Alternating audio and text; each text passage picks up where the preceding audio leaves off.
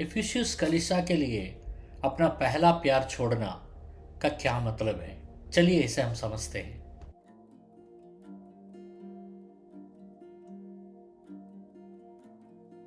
Leaving their first love यानी पहला प्यार को त्यागना, इसे हम प्रकाशित वाक्य 2 अध्याय के 4 वचन में हम पढ़ते हैं।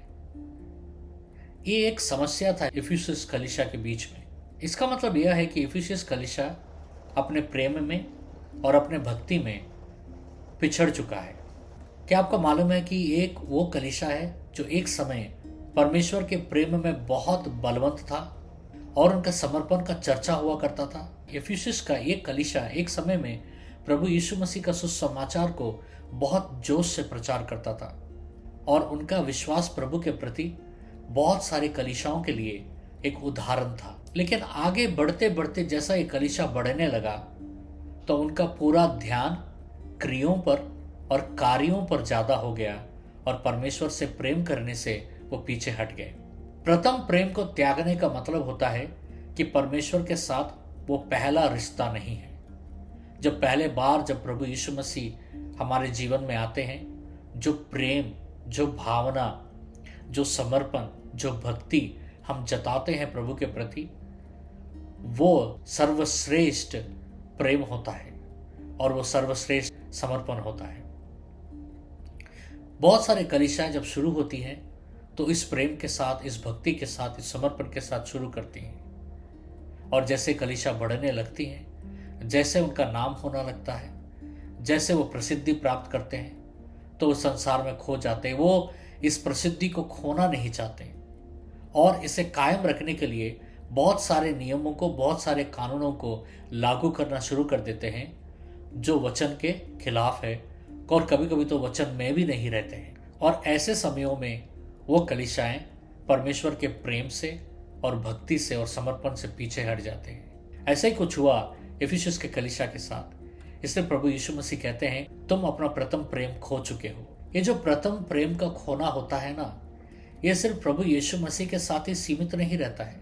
हमारा रिश्ता जो कईयों के साथ है, हमारे विश्वासी भाई बहनों के साथ है, हमारे विश्वासी परिवार के साथ है, वहां भी हम कम होते हुए देखते हैं। स्रोत क्या है प्रेम का? स्रोत तो प्रभु यीशु मसीह है प्रेम का। जब उन्हीं के साथ जुड़े हुए नहीं रहते हैं तो हमारा प्रेम सिर्फ प्रभु के साथ ही नहीं, बल्कि हमारा प्रेम हर वर्ग, हर क्षेत्र और हर स्थानों पर हमारा प्रेम कम हो जाता है। इफिसियस के कलीसिया के साथ भी यही हुआ। वे ठंडा पड़ चुके थे, दूसरों से प्रेम करने के मामले में भी वो ठंडा पड़ चुके थे। इसलिए प्रभु यीशु मसीह उनको चेतावनी देते हैं और प्रभु यीशु मसीह उनको कहते हैं कि तुम्हें वापस उस प्यार के साथ जुड़ना है, क्योंकि जब हम वापस प्रभु के साथ उस प्यार से जुड़ते हैं तो वो प्यार हर जगह बहने लगता है। कभी कभी हमें और एक बात जानना भी जरूरी है, जब हम परमेश्वर के प्रेम से पीछे हो जाते हैं या ठंडा पड़ जाते हैं तो हम अपने आप से भी प्रेम नहीं करते हैं। हमें अपने आप से भी प्रेम करना बहुत जरूरी है, क्योंकि हम कौन हैं, हम किसके स्वरूप और समानता में बनाए गए हैं। हम परमेश्वर के स्वरूप और समानता में बनाए गए हैं और शैतान चाहता है कि हम अपने आप से नफरत करें, क्योंकि जब हम अपने आप से नफरत करते हैं तो हम परमेश्वर के उस स्वरूप और समानता से नफरत करते हैं। जब हम वापस परमेश्वर को प्रेम करना शुरू करते हैं, पहले इस तरीके, जब हम वापस परमेश्वर को प्रेम करना शुरू करते हैं और उन्हें प्रथम स्थान देते हैं तो हमारे चारों तरफ में वो प्रेम का सागर प्रभु के द्वारा हमारे जीवन से बहना शुरू होता है। हम प्रभु के करीब ही नहीं, बल्कि हमारे द्वारा बहुत सारे लोग प्रभु के प्रेम को स्पर्श कर पाएंगे।